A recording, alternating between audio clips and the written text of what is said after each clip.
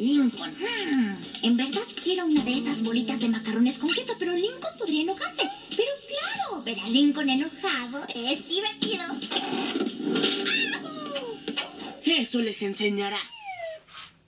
Con que ahora protegemos nuestras cosas, ¿eh? Me parece bien.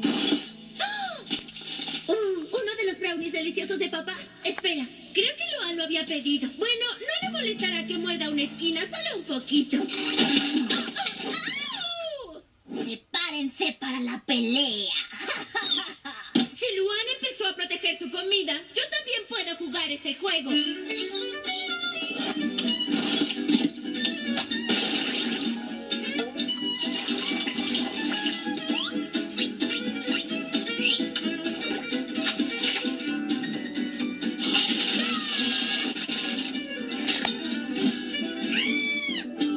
¡Se acabó! ¡Ustedes cruzaron el límite esta vez!